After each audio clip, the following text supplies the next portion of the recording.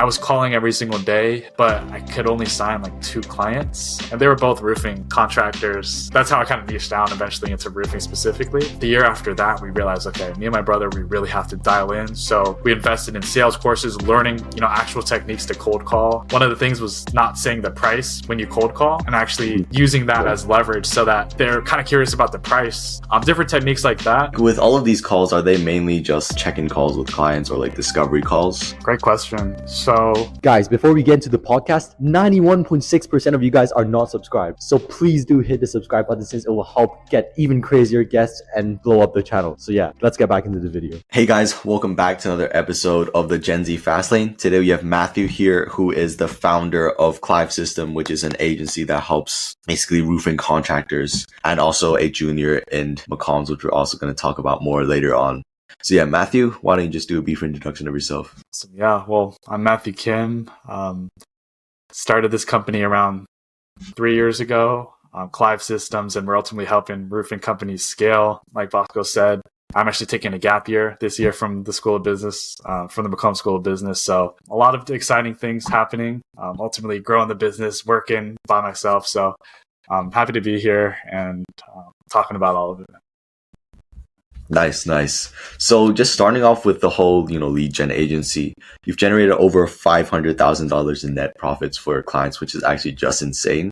So could you break us down, like the overall process that you're currently running, or how the process have evolved from, when you started to, the current situation? For sure, man. And lead generation, obviously in business, is such an important aspect. Mainly it's just lead generation, sales, and then actually fulfilling on a service. So we kind of cover the main pillars of lead generation as well as a little bit of sales. So the main channel that we utilize to help roofing contractors grow, it honestly depends on the client. But we've been finding a lot of success recently through social media advertising, namely Facebook and Instagram advertisement. There's like billions of users on Facebook and Instagram, and there's just so many people that you can market to.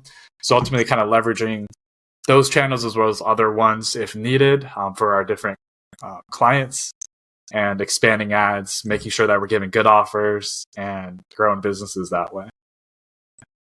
So yeah, so like in terms of this whole industry, I feel like it's pretty unique to target, roofing contractors, as, if you heard from the lead gen space, many people are targeting the common software, the more sexy niches, right? So What was your overall decision with targeting roofing contractors? Yeah, great question. The thing is when you look at different industries, you look at like software and like e-commerce and all these different things, especially particularly in lead generation. It seems like that's just the obvious way to go, right? Because they're more online based businesses. They're not as, local, I guess. Kind of targeting local businesses is unique in that aspect, especially roofing contractors who aren't typically like, in the whole, lead gen technical space like that. But ultimately the whole thought process is because, not a lot of roofing companies prioritize that aspect, we kind of leverage that into a whole new opportunity where we're genuinely helping these contractors do things that they've never done before, because they haven't they haven't had the time to really focus on their online presence, lead generation, because they are on roofs selling jobs, things like that. So me and my brother, we just saw a huge opportunity, and also roofing isn't getting replaced by AI anytime soon. So it's a growing industry, very profitable once you can get your margins down. So that's why we ultimately keyed in on roofing. We just kind of saw a blue ocean here, and now we're helping roofing companies across the country. So that's kind of how we keyed in on that demographic. Awesome. I really like your analogy here, as like just keying in on a specific industry that's kind of untouched. And I guess it will be never replaceable, right? Because, I feel like the common basic needs is, water, food, and like housing. So like these things, like even though like 100 years later, it's still going to be needed by all humans. So it's really good to target that industry. So yeah, sure. In terms of your like landing page, I feel like you have a really unique one, because it's just all like green when I went to on your landing page, right? And you immediately tell your user to book a Calendly link, right? A Calendly. We'll basically drop an image here for, anyone who's interested in seeing this image. So what was actually your overall strategic direction with this landing page? Yeah. Essentially with the landing page, every single landing page ultimately is designed to drive one conversion action. And for us, it's booking a call to kind of talk with me, explore if we might be able to potentially help out roofers. And by making the Calendly link so blatant within our page, we basically make it impossible to do anything else, because I see a lot of the times in lead generation, maybe it's like a full-on website that the leads are sent to, which means they can click and, it's good that they learn a little bit more about the business and things like that, but that also means there's a potential for them to drop off and not actually do what you want them to do, which is book a time with you to meet and just have this conversations like these. So that was kind of the thought process of, including the Calendly link, including the calendar right there front and center, because that's ultimately what we want to do, is convert as many face-to-face meetings on Zoom as possible. Nice. So in terms of like your outreach channels right now for your personal agency, like what are the core channels that you're using to get these roofing contractors? So basically building up the business, it was straight cold calling, going on Google My Business, going on the BBB, which is like a directory of contractors, and just straight up, calling roofing business owners, asking them if they're interested in, potential lead generation services. And building up the business basically to the point where we're doing $30,000 a month in monthly recurring revenue just off of cold calling. And then from there, once we started to build up a little bit more capital, that's where we invested heavily into the systems that we were building out for our roofers, which is namely paid advertisements. So making advertisements directed towards roofing companies is our main outreach channel. And ultimately, I think that that's the most scalable way to grow your business, is through paid traffic. I know there's a lot of organic content that still needs to be made, making sure you're providing value. But ultimately, you can get to the point, man, where you can start to predict your revenue. Just, okay, if I spend X amount, I'll make this amount of money, just because you have all the KPIs and dials. So right now, it's namely just paid advertisements. Nice. So in terms of like the paid ads, like could you describe like even in more detail, what was the overall journey for you within these 2 years? Like when did you start switching to paid ads, and how long were you doing cold calls? Yeah. So throughout the 2 years, it was a struggle at the beginning, signing any clients. The first year, basically, I only had I was calling every single day, but I could only sign 2 clients. And they were both roofing contractors. So that's how I kind of niched down eventually into roofing specifically. It wasn't always the case, but then I realized the opportunity that was there. And then the year after that, we realized, okay, me and my brother, we really have to dial in. So we invested in sales courses, learning, actual techniques to cold call and what to do, what not to do. One of the things was not saying the price when you cold call, and actually using that as leverage, so that, okay, they're kind of curious about the price. In order to hear it, they kind of need to hop onto the call. Different techniques like that. Ultimately, we just spent hours, 2 to 3 hours every single morning calling, and then the rest of the days in sales calls. And we were able to scale our business that way. That's the thing. It's you don't need to have multiple channels to grow your business. I'm fairly confident that if we switch back to cold calling, we can still continue to grow. It's just the main thing is the scalability aspect. So cold calling, literally being like, hey, is this John? Hey, John, this is just Matthew from Clive. And then just, call in, pitching. And then now we're at the point where, since we've built up enough capital through the cold calling, we had, advertising dollars to kind of test different things. So right now we're running an advertisement where it's kind of like a video advertisement where I'm kind of kicking garbage cans saying stop buying trash leads, and kind of doing it that way. So being funny with it is mainly what we're doing on our paid advertisements, and it's been getting a lot of traffic, a lot of people coming, a lot of roofers coming, and that's the main way that we're getting opportunities now. So kind of the journey, definitely recommend anyone who's getting into sales, into lead generation. Cold calling, it's really tough. You'll get hung up on a lot, but it's worth it because it helps you learn a lot of sales techniques. It kind of builds thick skin a little bit for you as well. And then once you kind of have those sales abilities, kind of transitioning to paid ads is kind of the journey I've seen a lot of people do. Awesome. Would definitely love to see actually that trash can reel. So like with all of these ideas, like I think one of the biggest, I guess, drawbacks that many people have is just coming up with ideas with, any form of lead gen, right? It doesn't have to be creative, but it can also be copywriting. So what is your strategy to come up with these content? Like, do you study a specific content creator or do you go for like a walk? Like what is, I guess, your overall routine that you found success with? In the space that I'm in, Mhm. a large part of ideas comes from looking at other agencies and see what they're doing. So not necessarily saying to copy one for one, because then, you're just diluting the results that you can get.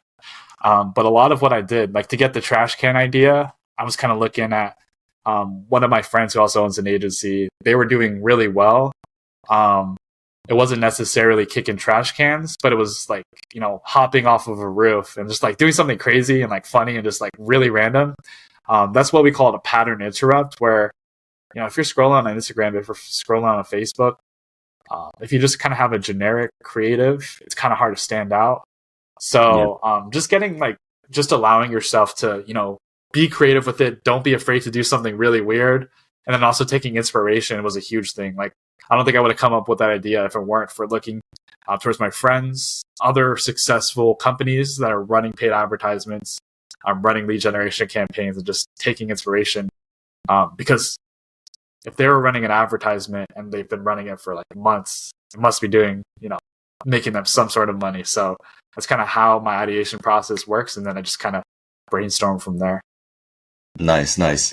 So I'm just super curious. So let's just dive deeper into your, I guess, overall like day-to-day routine, right? So you said that you're going to be working at like 8 to 5 p.m., which is actually super long. It's just like the normal, kind of like 9 to 5 hours. So diving deeper into those hours, like what specifically do you do? And like, what's the proportion between like looking at content ideas and like, fulfilling for clients and communicating? Yeah. So I have a very regimented schedule. I wake up at the same time and go to sleep at the same time every day. Basically, my first hour and a half is following up with prospects. So a large part of what I do, and namely any business in the online space, a large part of it is just sales, particularly because I'm doing sales calls on Zoom. A lot of it is just setting appointments for those Zoom meetings. So in the morning from like 8 to 9:30, I'm either working with my appointment setter who we've onboarded recently, or just calling leads myself. Basically, anyone who comes in through paid ads who hasn't booked a time, I'm ringing them up, calling them up, saying, "Hey, this is Matthew from Clive Systems. I saw that you came in through our ad." Basically, kind of seeing if they need our help, and if they do, booking them into my calendar for a Zoom call. Mm-hmm. So for the first hour and a half, that's what I'm doing. From like 9:30 to I'd say 11, sometimes 12, I'm taking calls. Then I'll usually have like lunch, do a post-meal walk. And then after that, from either 12 or 1, I'll be taking calls until 4 p.m., eating dinner, and then I'll take maybe like another call after that and then just go to sleep. So I feel like it's very important to have like, not super strict, but I'm very strict on terms of like when I'm actually eating lunch, so I can have a consistent schedule and I'll like have a routine where it's like, okay, I know what I need to do every single day, day in, day out. And it's helped me grow a lot. And I feel like it's really hard sometimes to stay super regimented. And I'm not saying like you have to be like super, super granular on everything, but I think in order to build kind of like something really amazing, you do have to kind of build a system around it. It's like James Clear, he says like, you don't rise to the level of your goals, you fall to the level of your systems. And the way I've kind of built my system is, not even just through discipline, it's through literally scheduling my day-to-day through Google Calendar. Nice. So like with all of these calls, are they mainly just, check-in calls with clients or like discovery calls? And how often like do you check in with clients? And like what's their overall, I guess, like retention? Great question. So what I'm doing mainly is discovery calls. So calls with new potential clients, new potential partners for the company. Um, my brother actually handles a lot of our client communication, internal client communication. So we have a great partnership set up where my main job is bringing in new clients, and his main job is to handle the actual fulfillment as well as like retention of our clients. We have great results. The thing is if you don't have a great product, it kind of becomes a game of like churn and burn, where you're signing on new clients, but then the same amount of clients leave, and we didn't want to do that. So we kind of the way that we sign on partners is we ask a lot of questions. We generally dive into their business. It's not just like a sales call. I just genuinely want to help all of our partners so that when we do sign them on, we know for certain that they're going to be a great partner. And that's why our churn is actually really low. I think we could be signing on more partners in terms of volume, but because we are just so, I wouldn't say exclusive, but we are very, very particular about who we're actually signing on. Our churn is, sub 5%. Month to month. And I think that just comes down to getting great results as well as genuinely pitching to people who need our service and we think are a good fit for our service. Nice. So like with the whole agency idea, like you're currently at like 5 figures, right?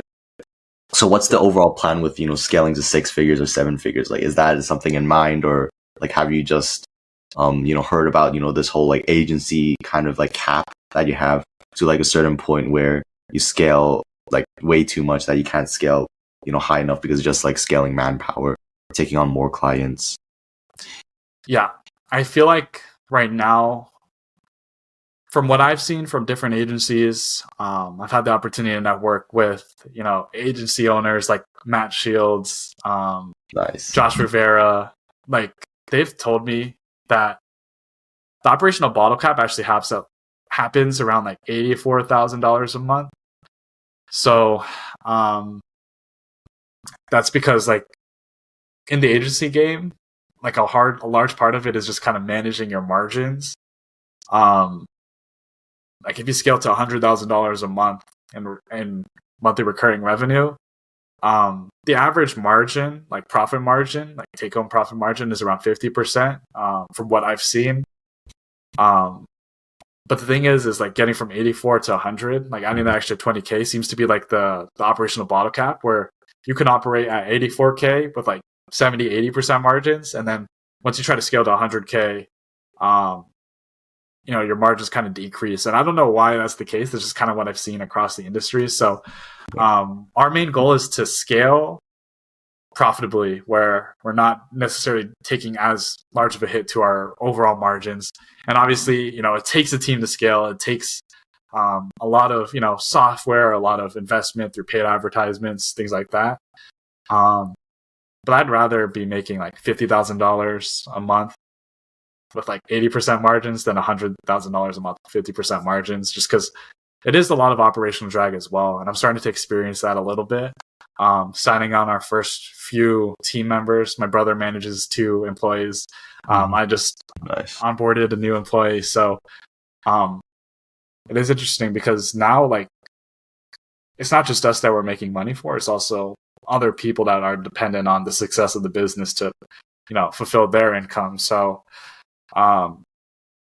it is a little bit of pressure, I guess, in that aspect as well. Not just increasing revenue and not just decreasing margins. So it's kind of been interesting. It's kind of been something new that we are exploring. But overall, I think it's part of business to kind of learn these things. And I'm really fortunate to be able to learn these things about business now. Looking into the future, there's so many opportunities as well. Nice.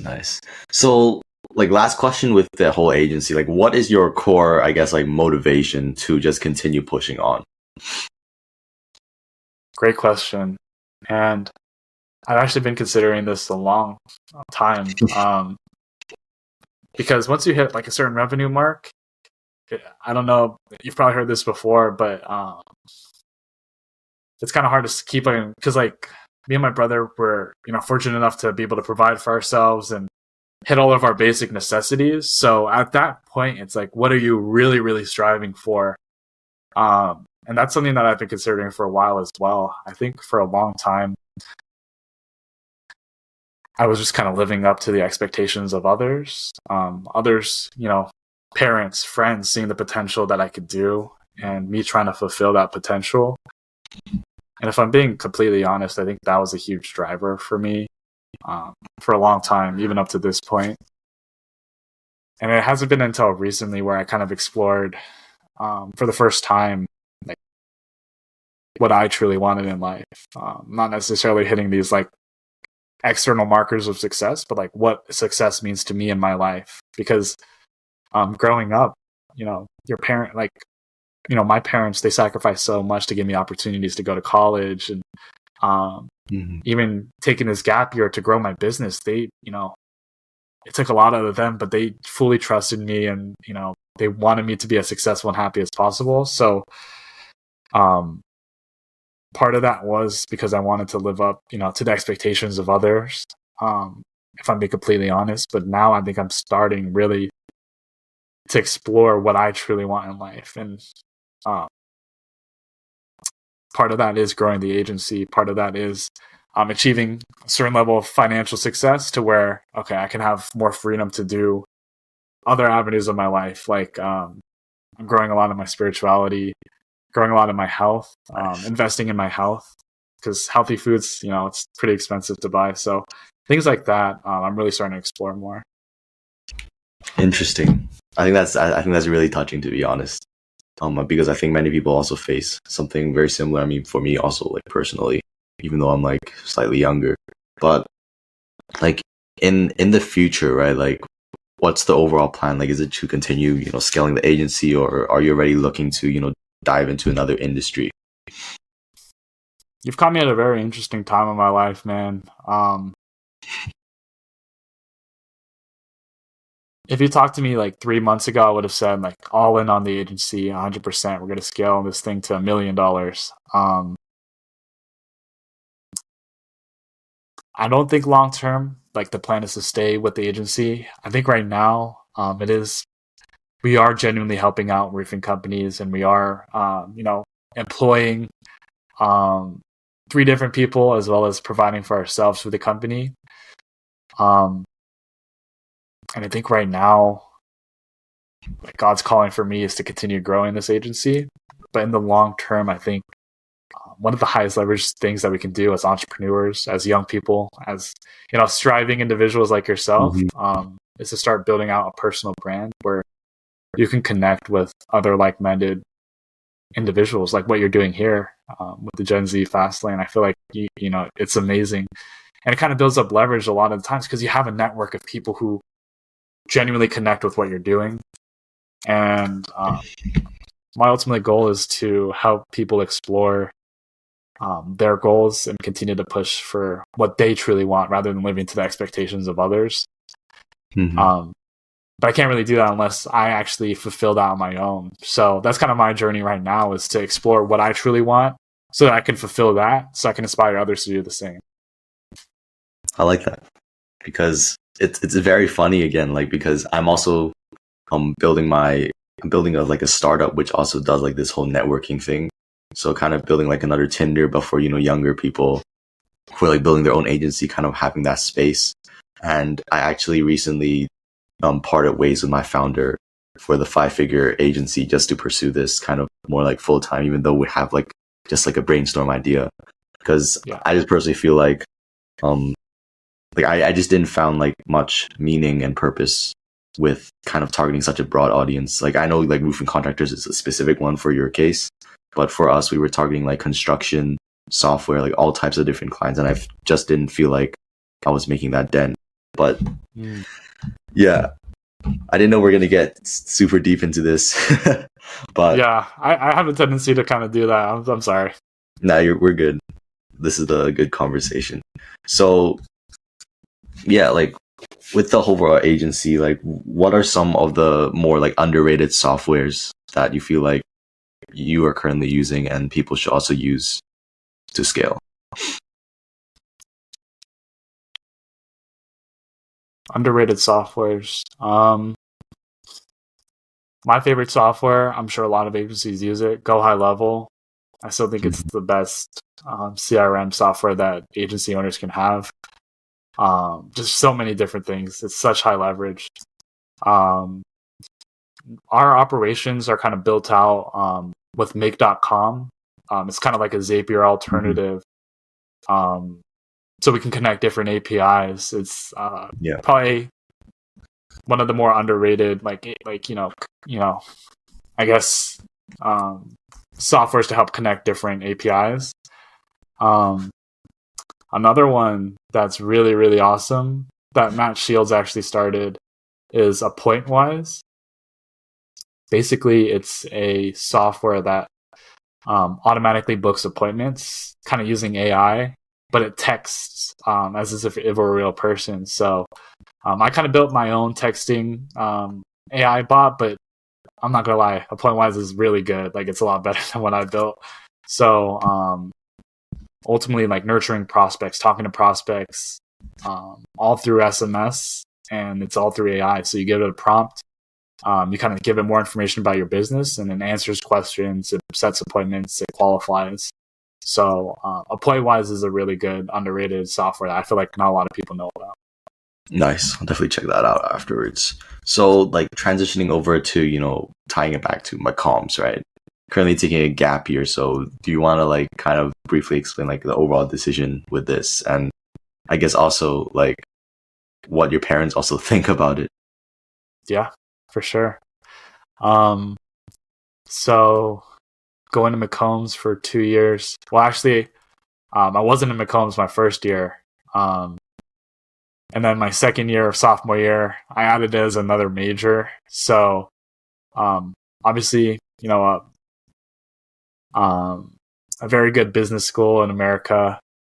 It was a great experience overall. I really liked my professors. I know sometimes college is like downplayed a little bit, but I genuinely enjoyed my time in classes, learning a lot of things. Like, even like my accounting professor, he helped me so much with my agency himself. Like, I literally went to office hours, and he would just like help me out, like solve problems with my business and on the accounting side. So I really enjoyed my time there, but it started to get to the point where it was kind of making less and less sense for me to continue to be in school, just due to the growth of the business, the potential that I had, and also the time commitment that school was taking away from really growing what I wanted to. It's kind of crazy. I never would have thought, like, a year, like even at the beginning of this year, that I would not be in college at this point, taking a gap year. And if I'm being honest, if Clive continues to grow at this trajectory, I might not go back to college after this year. And telling my parents that, it was obviously very hard. I mean, Asian households, they put such an emphasis on traditional education, going to top schools and studying and working hard. And ultimately, it kind of came down to having an honest conversation with them on what they truly wanted for me, and what I truly wanted for myself. So it didn't have to kind of be a conflict, because initially there was conflict there where they wanted me to stay in school and I necessarily didn't want to. But I think the way to kind of have the nature of that conversation was establish a shared outcome where all they truly wanted for me was to be financially stable and to be happy. And funny enough, that was my goal as well, right? So it wasn't necessarily that there was a conflict in the goals, it was just the conflict in the means to get there. And then at that point, we didn't have to like argue. It was more of us coming to an understanding of each other, and like understanding like we truly want the same thing. So in that way, we work together to kind of find out like, okay, what would be the best plan of action from here? So that's why I'm taking this year to really prove it, that Clive building a business is sustainable, and up to this point, we definitely have.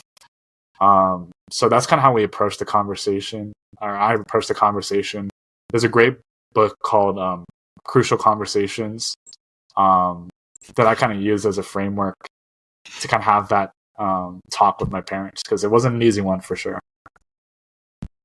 Nice. So, like, have Macombs actually helped you, like, has this like kind of reputation helped you get clients? Because like speaking to other agencies, right, like some came from like Penn, like a couple friends from there, and they say that in, you know, their journey of scaling their agency, like just saying that you're from Penn or like you're from like this known university really helped, you know, kind of convert this client or build trust. So was that same for you? I don't really mention it. When I do mention it, it does help, I feel like, but that's just kind of anecdotal. I don't have actual data to back that up. I don't really include that in anything because I think the appeal of my agency isn't necessarily my credentials on my background, but what I actually deliver, the results that we deliver for clients. So that's what I truly emphasize when I am pitching. But if I'm talking to a prospect who, you know, may seem that they value higher education, things like that, I'll bring it up, but it's not really like something I bring up every single time to prospects. Nice. So like with everything, like I guess like moving forward, what do you think is kind of like your overall purpose in life, and like what do you want to achieve in like 5 years or like 10 years down the line, if you have thought about it, obviously? Yeah, I've been like meditating on this a lot. That's kind of like the question for all of us, right? Mm-hmm. As young people, we're still trying to find out our goals. And I think for me, I'd been so dead set on growing Clive to X amount of revenue. And then once I hit that revenue, I'm like, okay, no, let's just add an extra, you know, let's double that. And then you hit that, and then it's like, okay, let's double that. And it's kind of funny how the goalpost kind of moved in that aspect. So, and I guess that's, you know, part of the goals of setting goals, right? Is like hitting them and then finding the next thing. But it kind of became this cycle for me where just seeing the numbers go up, seeing like the money, and kind of like even the experiences, like me and my brother at the beginning of the year, we would do anything to like travel and like, you know, become like the digital nomad. And we've had the opportunities to go on a few trips now from the business, networking with entrepreneurs. But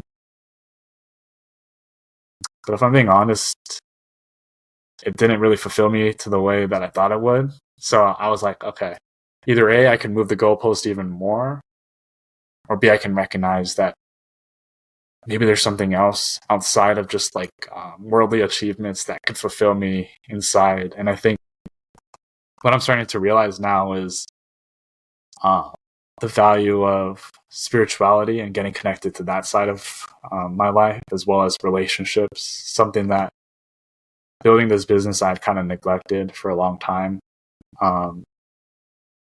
Connecting with others, spending time, like my daily routine, waking up at 5 and going to sleep at 8, that kind of like prevented me like systematically, and it was on purpose, from being able to hang out with a lot of friends who work during the day, or, you know, are going to classes, things like that, especially because I work throughout basically from 8 to 5 p.m. And then have another meeting after that. So I think right now the main goal is to enjoy every single day.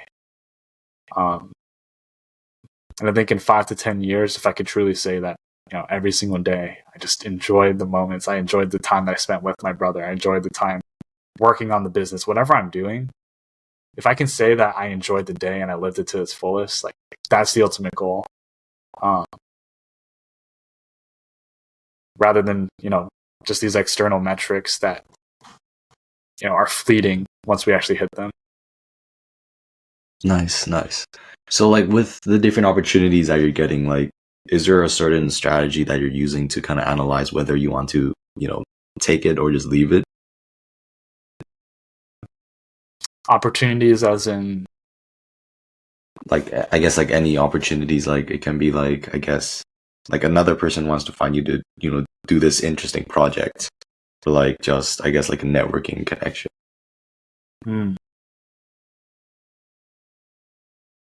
It's very easy to say yes to, you know, a bunch of opportunities that come your way. And I had been presented with a lot of opportunities as I starting to scale my agency. And I feel like a lot of the times as entrepreneurs, the hardest part is saying no to opportunities that come up. It's kind of like the woman in the red dress in the Matrix, right? Mm-hmm. You kind of get distracted a little bit, and then you just get like hit in the face, because all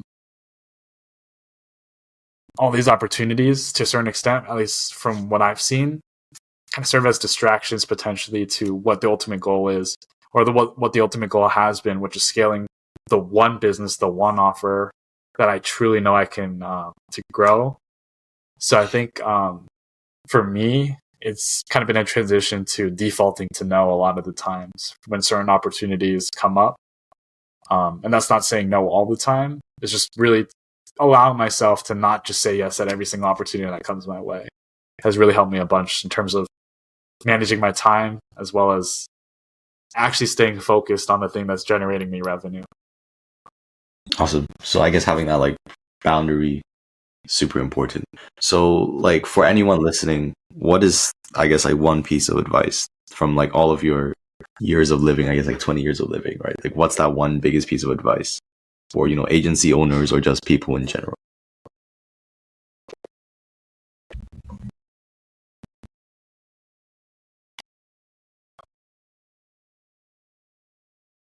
I'd say that my biggest piece of advice would be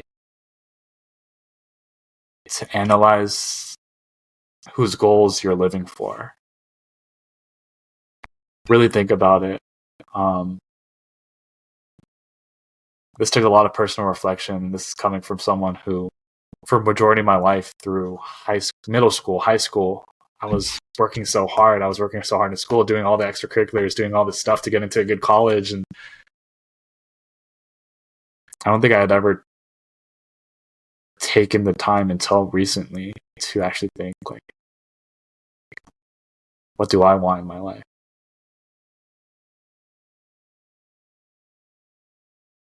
And I think if we can all take 30 minutes, an hour out of our days to actually reflect on that, it could lead to a lot more fulfilled lives, in my opinion. Nice. Super interesting for sure. Like I think many people they just put on the gas, right, and just keep grinding. They don't really think about it. So like I guess like a small follow-up question with this is like what channels or like what content or what prompts would you like consider when thinking about this topic?